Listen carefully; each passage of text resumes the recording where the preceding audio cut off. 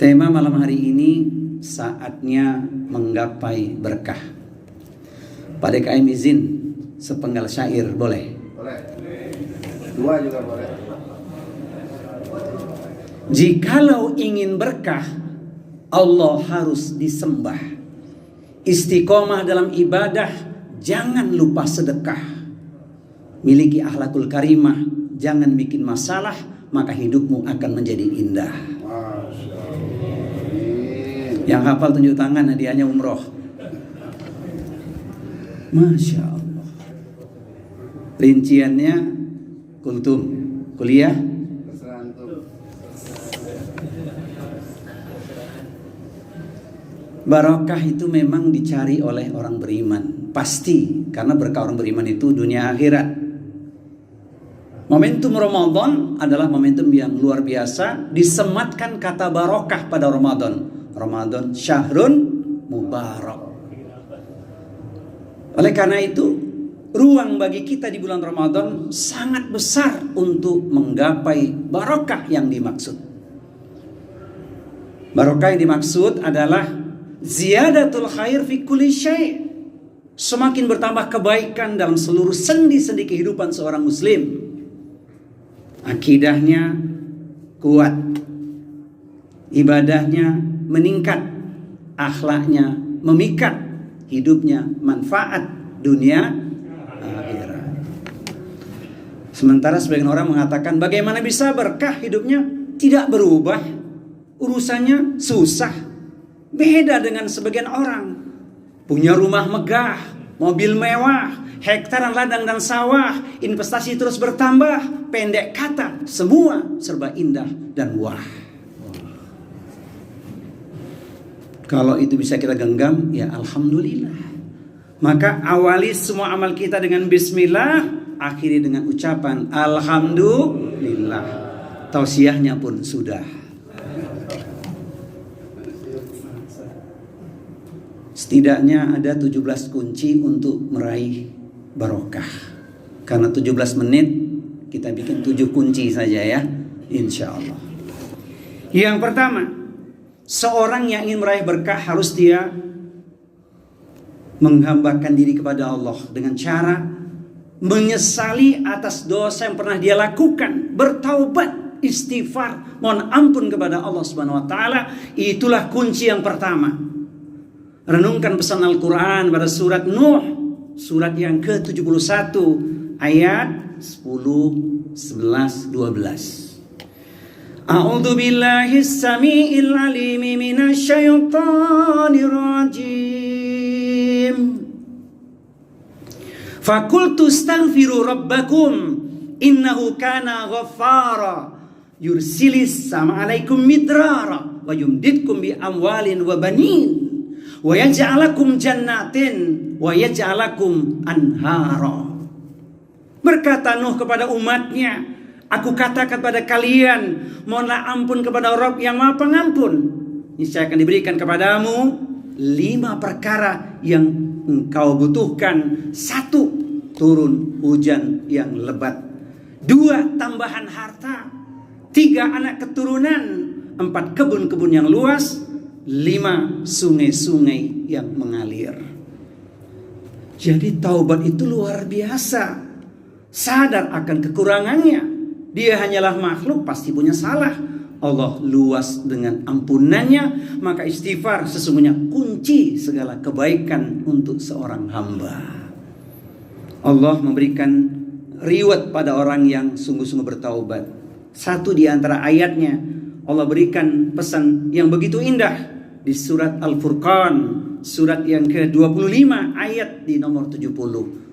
Illa man taba wa amana wa amila amalan salihan fa ulaika yubaddilullahu sayiatihim hasanat wa kana Allahu ghafurur rahim. Kecuali orang-orang yang bertaubat, beriman kepada Allah, membuktikan dengan amal salih, maka tergantilah seluruh keburukannya menjadi kebaikan. Sesungguhnya Allah Maha Pengampun lagi Maha Penyayang. Jadi taubat itu luar biasa, apalagi kita sedang di bulan Ramadan. Listen mengucapkan lafaz istighfar itu luar biasa, sangat disenangi oleh Allah. Apalagi di 10 malam terakhir mengetuk pintu langit Allah, banyak minta ampun. Kanu qalilan minal laili ma yahja'un wa bil ashari hum yastaghfirun. Mereka itu sedikit sekali tidur pada waktu malam, jelang datang waktu fajar memohon ampun kepada Allah Subhanahu wa taala. Ini ringkasnya yang pertama. Yang kedua, pintu berkah akan terbuka ketika kita sungguh-sungguh mengukir iman dan takwa. Iman dan takwa. Walau anna ahlal qura amanu wattaqau la fatahna alaihim barakati minas samai wal ardi walakin kadzabu fa akhadnahum bima kanu yaksibun. Dan jikalau atau sekiranya penduduk negeri itu beriman dan bertakwa, niscaya akan kami turunkan berkah dari langit dan bumi. Tetapi manusia banyak mendustakan ayat-ayat Allah, maka kami timpakan azab kepada mereka yang tak lain atas perbuatan manusia sendiri. Kita masih ingat reward bagi orang bertakwa, di dunia bahagia, di akhirat masuk surga. Itu yang luar biasa, bukan sekedar berkah kelas dunia, tapi akhirat terutama. Tilkal jannatul lati nurithu min ibadina man kana taqiyya. Dan surga itu hanya kami wariskan bagi orang-orang yang selalu bertakwa. Semoga kita yang hadir di jamuan salat tarawih pada malam hari ini semuanya tergolong ahli takwa. Amin. Amin ya rabbal alamin. 2. Yang ketiga, ingin meraih berkah, terbuka jalan ketika kita sungguh-sungguh berbakti kepada orang tua kita. Kebaikan apapun yang kita buat untuk orang tua kita, niscaya tak akan mampu membalas jasa mereka. Maka Allah menggandengkan hak orang tua setelah hak Allah kita tunaikan. Wa qadha rabbuka alla ta'budu illa iyyahu wa bil walidaini ihsanan. Diwajibkan kepada kita semua untuk hanya menyembah Allah, tidak mempersekutukan dengan apapun. Kemudian berlaku ihsanlah, berbuat baiklah, berbaktilah, birrul walidaini kepada orang tua. Saudaraku sekalian, perindu surga, pecinta ilmu, berbahagialah kalau hari ini masih punya orang tua. Kesempatan emas. Orang tua sudah tak ada, tapi ada mertua. Itu pun pintu berkah. Ridallahu fi ridha walidaini wa suhtullah fi suhti walidaini. Ridha Allah itu ada pada ridha orang tua, murkanya Allah ada pada kemurkaan orang tua. Sampai Nabi mengatakan, wala ta'uqanna walidaika wa in amaraka an tahruja min ahlika wa malika. Jangan sekali-kali kau durhaka pada kedua orang tuamu, sekalipun engkau diperintahkan meninggalkan hartamu dan keluargamu. Bab ini sungguh luas.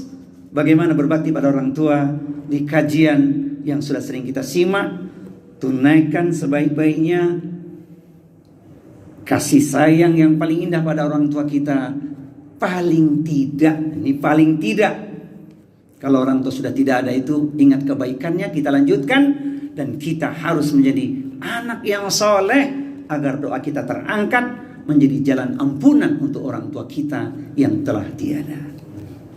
3. Yang keempat, pintu berkah akan terbuka ketika kita menyadari anugerah Allah sesungguhnya adalah ruang istimewa, jalan terang untuk mendapatkan berkah itu sendiri lewat istiqomah kita berinfak dan bersedekah. Harus istiqomah berinfak bersedekahnya, sehingga tidak ada hari berlalu setiap hari adalah kita bersedekah berinfak. Saya tambahkan sedikit supaya poin ini jadi sangat penting bagi kita. Suatu saat seorang sahabat bertanya pada Rasulullah, sebenarnya bagaimana kedudukan sedekah ya Rasulullah? Ayu sedekatin a'dhamu ajran ya Rasulullah. Wahai Rasulullah, sedekah apakah yang paling besar pahalanya? Nabi menjawab dengan kalimat yang tak terduga. Kalau kita ditanya mungkin mengatakan sedekah yang besar pahalanya itu ketika kita membangun masjid, menyantuni anak yatim, dan seterusnya.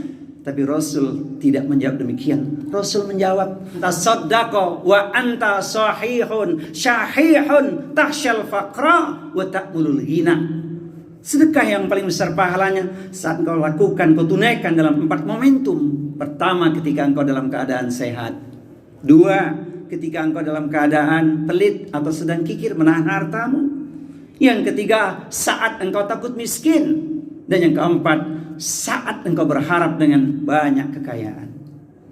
Momentum itu ada kini di hadapan kita, yaitu Ramadan. Ingat, Ramadan tinggal berapa hari? 21. Ramadan kurang dari sebulan. Jangan sampai kita sia-siakan. Tak ada jaminan tahun depan masih dipertemukan. Maka sedekah saatnya kita tunaikan. Ini ringkasnya yang keempat. Kemudian yang kelima, pintu berkah akan terbuka ketika kita bersungguh-sungguh merajut membangun silaturahim. Tentu diawali dari hubungan internal, keluarga, karib kerabat yang ada hubungan darah. Kemudian kita lanjutkan. Di majelis ilmu al-ukhuwah kita merasakan getaran ukhuwah yang luar biasa. Masya Allah. Kita bertemu karena Allah, berpisah karena Allah, akan terbuka pintu berkah itu. Rasul mengingatkan dalam hadis Tirmidzi yang gak asing lagi, man ahabba ayubsatalahu fi rizkihi wa yunsa'alahu fi atharihi falyasil rahimahu. Siapa orangnya yang ingin diluaskan rizkinya dan dipanjangkan umurnya, maka hendaklah ia menyambung silaturahmi. Sabtu dan Ahad kita mengaji, bertemu teman-teman, hati pun senang. Siapa suka silaturahmi, rizkinya luas, umurnya, ini pasti hafal sudah. Jangan putuskan silaturahim, ancamannya berat. Ayatul jannah qati'ur rahim, tidak akan masuk surga orang yang memutuskan silaturahim. Maka kalau ada orang menzolimi, maafkan, luaskan maafmu. Masih ingat syairnya ya? Buat apa menanam padi jika tanahnya kering dan gersang? Buat apa saling membenci? Tumbuhkan cinta dan kasih sayang. Nomor 6. Kunci berkah akan terbuka saat kita peduli dengan lingkungan. Hal tunsaruna wa turzakuna illa bidu'afaikum. Tahukah kalian bahwa kalian ditolong oleh Allah dan diberi rizki oleh Allah asbab karena adanya orang-orang yang lemah di seputar kalian. Ini dia momentum Ramadan, jangan disia-siakan. Bolehkah bersedekah kepada orang yang jauh, masih karib kerabat? Boleh. Tapi lingkungannya terdekat itu sangat penting. Di sana ada orang-orang yang ingin menuntut ilmu tapi tidak ada biaya. Maka dulu ada ungkapan ya, la yamutu wa la yahya, kurang mutu karena tak ada biaya. Tahun sekian-sekian ungkapan itu ada. Inilah kita saatnya peduli. Ada orang-orang yang ingin menuntut ilmu, itu jalan istimewa, apalagi ilmu agama. Di Quran surat At-Taubah surat 922 disebutkan, ketika terjadi perang sekalipun, tidak semuanya harus ke medan pertempuran, tapi harus ada yang memahami, menuntut ilmu agama, saat mereka kembali bermanfaat untuk penerang bagi umat atau kaumnya. Mari kita peduli dengan lingkungan kita. Alhamdulillah ada anak-anak yang kita fasilitasi, kita bantu pembiayaan mereka sehingga mereka mendapatkan ilmu syar'i. Itulah kunci yang sekarang yang ketujuh. Kita bersyukur kepada Allah Subhanahu wa taala bertemu dengan bulan Ramadan karena ada pesan istimewa dari Rasulullah sallallahu alaihi wasallam, "Thalathatun la turaddu da'watuhum. 3 golongan atau 3 orang yang tidak tertolak doanya. Khusus yang pertama, orang yang berpuasa hingga dia berbuka puasa. Itu momen istimewa. Bayangkan sejak azan subuh berkumandang sampai azan maghrib, ruang sangat banyak bagi kita untuk memohon kepada Allah Subhanahu wa taala dengan doa yang terindah, dikaitkan pula dengan keberkahan yang memang kita butuhkan. Wa idza sa'alaka 'ibadi 'anni fa inni qarib ujibu da'wata da'i idza da'ani falyastajibu li wal yu'minu bi la'allahum yarsyudun. Jika ada di antara hambaku yang Muhammad bertanya kepadamu tentang aku, maka katakan aku dekat. Aku mengabulkan permohonan atau doa orang-orang yang meminta kepadaku, asalkan mereka beriman dan memenuhi kewajibannya kepadaku. Husnudzon kepada Allah, yakin dengan doanya, bebas dari penghalang-penghalang dari terkabulnya doa, Allah akan kabulkan. Dan mereka lah orang-orang yang senantiasa mendapatkan petunjuk, berada di atas orbit risalah Islam. Saudaraku perindu surga, pecinta ilmu, jangan berdoa untuk sendiri saja di bulan Ramadan. Doa untuk diri, keluarga, kaum muslimin, juga berdoa untuk negeri kita Indonesia.